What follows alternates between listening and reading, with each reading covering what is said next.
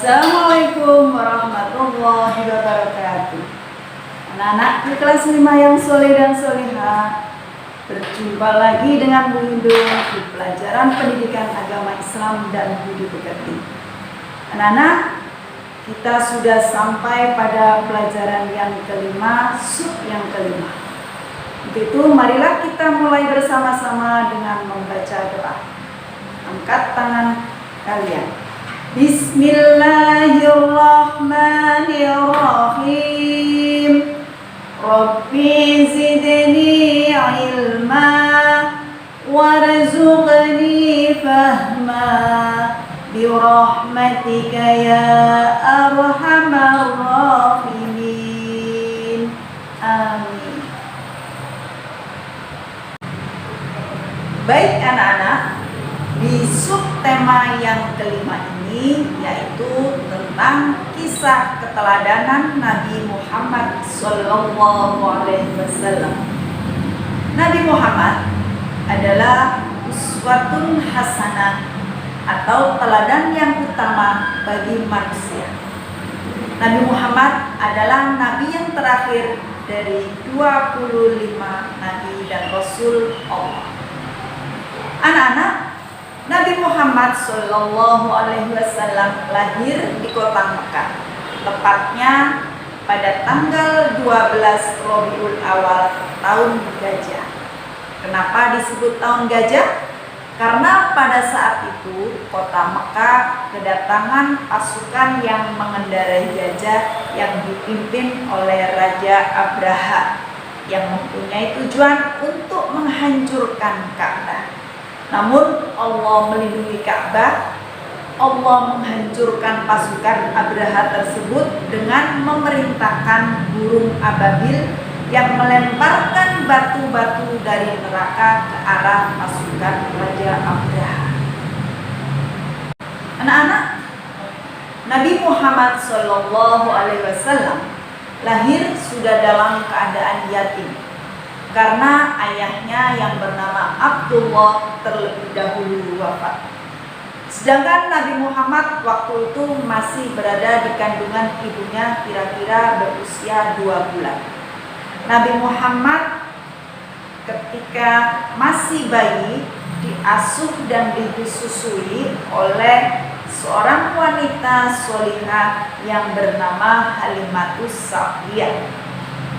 Pada saat mengembala kambing milik Halimatus Sa'diyah, beliau didatangi oleh 2 malaikat. Lalu kedua malaikat itu membelah dada Nabi Muhammad SAW, kemudian mengeluarkan bagian yang kotor dari hatinya dan mensucikannya.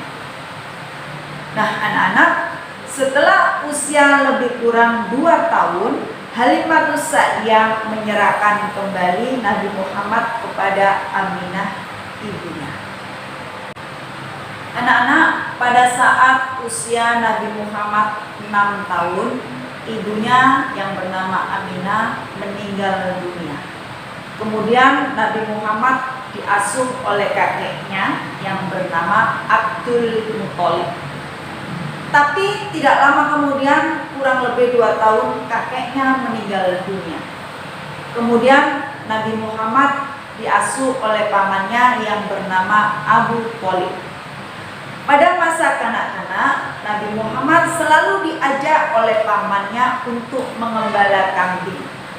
Ia senang sekali dengan pekerjaannya dan sayang dengan hewan-hewan peliharaannya. Karena itu pamannya Nabi Muhammad memberi julukan si cerdas yang lincah dan baik. Nah anak-anak, pada saat Nabi Muhammad berusia 12 tahun, Abu Thalib mengajak Nabi Muhammad berdagang ke negeri Syam. Di negeri Syam, Nabi Muhammad dan mamanya bertemu dengan seorang pendeta Nasrani yang bernama Bukhairah. Nah, Bukhairah itu mengamati gerak-gerik dan tingkah laku Nabi Muhammad dalam setiap melangkah. Pendeta Bukhairah merasakan bahwa Nabi Muhammad bukanlah manusia biasa. Kemudian pendeta Bukhairah juga melihat awan yang selalu menaungi Nabi Muhammad kemanapun melangkah. Kemudian pendeta Bukhairah memastikan bahwa Nabi Muhammad adalah sebagaimana orang yang dalam Injil diceritakan, yaitu terdapat tanda-tanda kenabian. Kemudian pendeta Bukhairah memeriksa tubuh Nabi Muhammad dan mendapati tanda-tanda tersebut, yaitu sebuah tanda bulat merah yang mengeluarkan bau yang sangat harum dan wangi. Lalu ia mencium tanda itu. Bukhairah memberitahukan kepada Abu Thalib agar segera membawa keponakannya untuk pulang kembali ke rumah, karena khawatir jika orang-orang Yahudi mengetahui hal itu, maka mereka akan membunuh Nabi Muhammad SAW. Anak-anak, pada usia muda Nabi Muhammad SAW terkenal tabah, sabar, bertanggung jawab, pekerja keras, dan sangat jujur, sehingga Nabi Muhammad diberi julukan Al-Amin, yang artinya orang yang terpercaya. Pekerjaan yang digeluti Nabi Muhammad saat itu adalah berdagang ke negeri Syam. Ia membawa berbagai jenis barang dagangan milik saudagar kaya raya yang bernama Khadijah, yang karena kejujurannya sehingga Khadijah merasa tertarik dengan Nabi Muhammad. Kemudian Khadijah menjadi istri Nabi Muhammad SAW. Pada usia 40 tahun beliau diangkat menjadi Rasul Allah, berdakwah mengajak umat Islam untuk menyembah kepada Allah Subhanahu wa Ta'ala dan meninggalkan kemusyrikan, yaitu menyembah terhadap berhala. Nabi Muhammad SAW mempunyai kebiasaan berkholwat, yaitu mengasingkan diri dari keramaian manusia, merenung, mendekatkan diri kepada Allah Subhanahu wa Ta'ala. Tempat yang digunakan adalah Gua Hira, yang letaknya kurang lebih 5 km dari arah timur kota Mekah. Dia melakukan ini pada setiap bulan Ramadan, dan pada hari ke-17 dari bulan Ramadan, Nabi Muhammad SAW mengalami peristiwa yang sangat menakjubkan. Beliau menceritakan peristiwa itu. Di saat aku sedang tidur, datanglah malaikat Jibril menghampiriku. Kemudian berkata, "Bacalah." Aku tidak dapat membaca, jawabku. Malaikat kemudian menghampiriku seraya memeluk tubuhku, dan seolah-olah kematian menghampiriku. Kemudian ia melepaskan diriku, lalu berkata, "Bacalah." Aku tidak dapat membaca, jawabku. Ia kembali memelukku hingga aku merasa kematian tiba menghampiriku. Kemudian dia melepaskanku sambil berkata, "Iqra bismi rabbikal ladzi khalaq. Khalaqal insana min 'alaq. Iqra wa rabbukal akram. Alladzi 'allama bil qalam. 'Allamal insana ma lam ya'lam." Anak-anak, ayat Al-Quran yaitu surat Al-Alaq ayat 1 sampai 5 adalah merupakan wahyu yang pertama kali diterima oleh Nabi Muhammad SAW. Dalam menyiarkan agama Allah, Nabi Muhammad SAW tidak pernah menyerah menghadapi berbagai rintangan. sekalipun diancam akan dibunuh. Abu Jahal adalah orang yang paling membencinya. Suatu ketika Nabi Muhammad SAW sedang beribadah, kemudian Abu Jahal dan komplotannya sengaja mengotorinya dengan najis. Nabi Muhammad SAW berdoa kepada Allah, "Ya Tuhan, kepada Engkau aku menyerahkan kaum Quraisy." Dan doa ini dibaca berulang-ulang.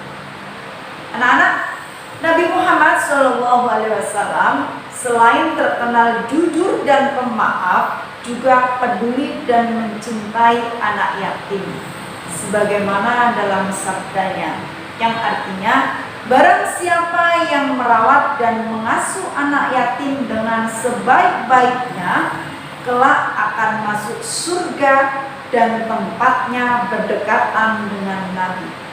Hal ini disyaratkan Nabi Muhammad SAW dengan jari telunjuk dan jari tengahnya yang berdekatan, tidak terhalang apapun. Anak-anak, begitulah cinta Nabi Muhammad SAW kepada umatnya, terutama kepada anak yatim. Nabi Muhammad SAW adalah Nabi yang terakhir. Dialah Nabi dan Rasul penutup. Tidak ada lagi Nabi dan Rasul sesudahnya. Karena Nabi Muhammad SAW sebagai penutup para Nabi, maka sering disebut dengan Khotamul Anbiya wal Mursalin, yang artinya penutup para Nabi dan Rasul. Selanjutnya anak-anak, pelajaran yang dapat kita petik dari sikap Nabi Muhammad SAW sebagai berikut. Yang pertama, Nabi Muhammad SAW adalah orang yang rajin bekerja dan tangguh. Selain itu, Nabi Muhammad memiliki kepribadian yang sangat luhur. Nabi Muhammad SAW sebagai orang yang jujur, sehingga mendapat julukan Al-Amin, yang artinya orang yang terpercaya. Selain itu, Nabi Muhammad SAW juga sangat mencintai anak yatim. Ketaatan dan ketundukan Nabi Muhammad SAW terhadap perintah Allah serta kepribadian beliau yang mempesona mampu menghantarkannya kepada manusia yang sempurna. Selanjutnya, pelajaran yang kita petik dari sikap beliau lainnya adalah cobaan yang bertubi-tubi, yang menjadikan Nabi Muhammad SAW memiliki kemandirian dalam hidup dan ketangguhan dalam berdakwah. Selain itu, Nabi Muhammad SAW senantiasa memohon perlindungan kepada Allah Subhanahu wa Ta'ala dari berbagai upaya kejahatan orang-orang kafir Quraisy untuk menghalangi dakwah beliau. Nah, anak-anak, demikian akhir dari kisah keteladanan Nabi Muhammad SAW. Semoga kalian dapat mengambil pelajaran dan menerapkan dalam kehidupan kalian sehari-hari. Mari kita akhiri pertemuan kita kali ini dengan bacaan hamdalah bersama-sama. Alhamdulillahirabbil alamin. Video ingatkan kembali, jangan lupa like, komen, beri namamu dan asal sekolah. Dan jangan lupa tetap patuhi protokol kesehatan agar kita terhindar dari virus corona. Bu Hidun akhiri, Assalamualaikum warahmatullahi wabarakatuh.